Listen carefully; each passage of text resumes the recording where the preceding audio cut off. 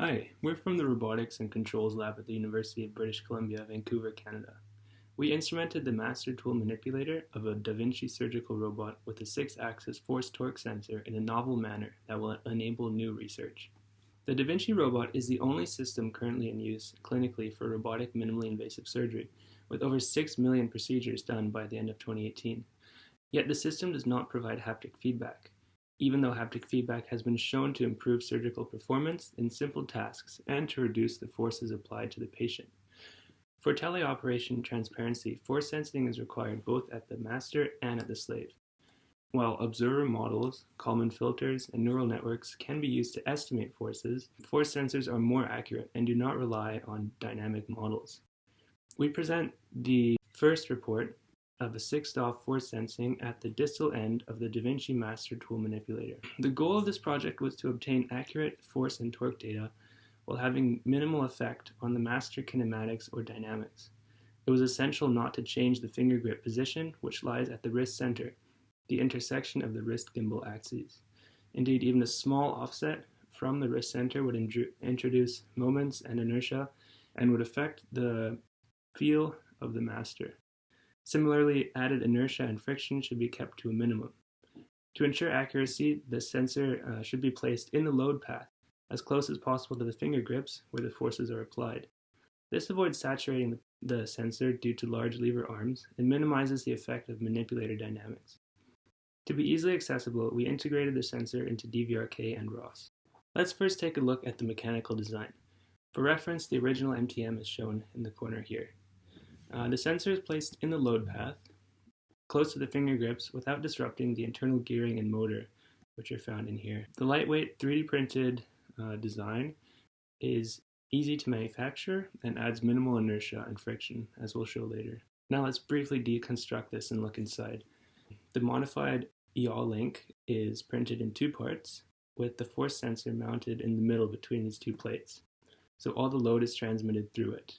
Part 2 shows the motor, bevel gears, and finger grips installed.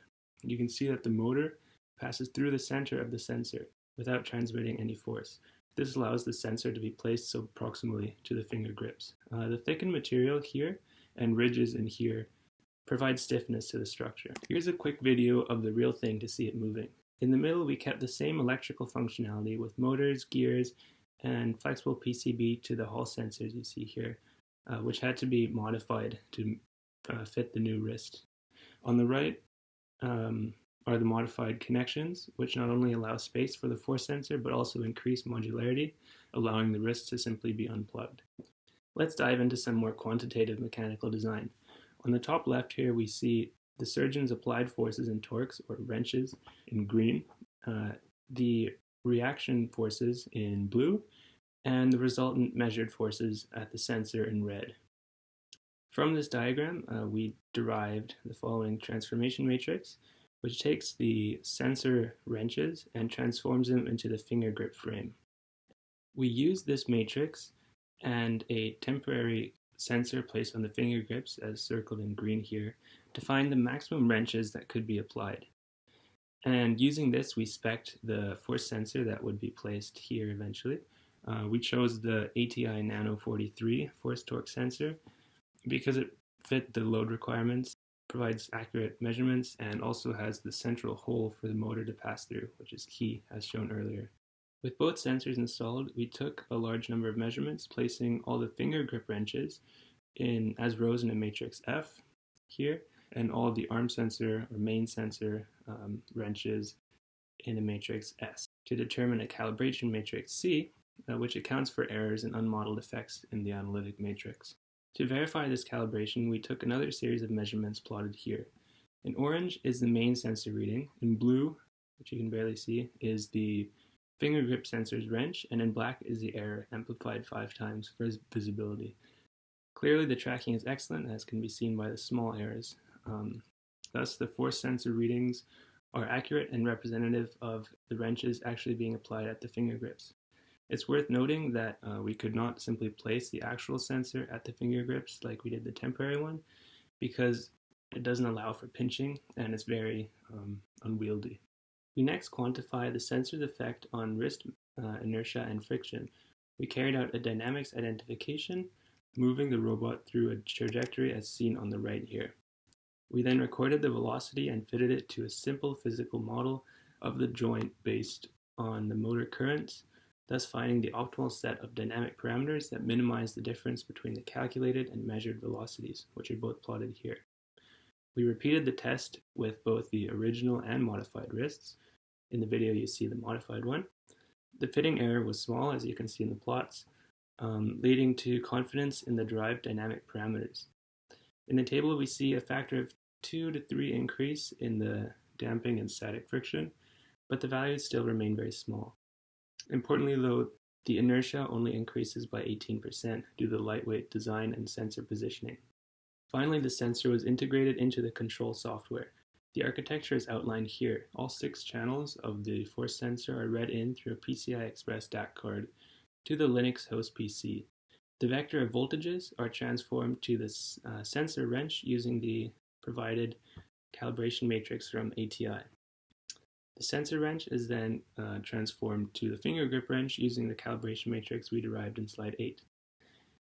This measurement is then compensated for bias using the current rotation matrix of the arm and an initial unloaded measurement in the base coordinate frame, as seen here. This calibrated compensated wrench can either be returned to the client program as part of a standalone Python package, or it is published to ROS for easy integration into the DVRK. The reason for the separate Python package is seen here. We carried out a latency test of the software and sensor system and found that the speeds were limited not by the sensor or communication system, but by ROS, which saturates at about 3 kHz. This is fast enough for the DVRK. However, for higher speed applications requiring minimal latency, the standalone Python library offers latencies on the order of tens of microseconds versus here 10 times slower. We illustrate the potential use of our force sensor in 2 applications. First, we implemented a simple impedance control scheme on the MTM. Here we gave the MTM velocity commands proportional to the force being applied at the finger grips.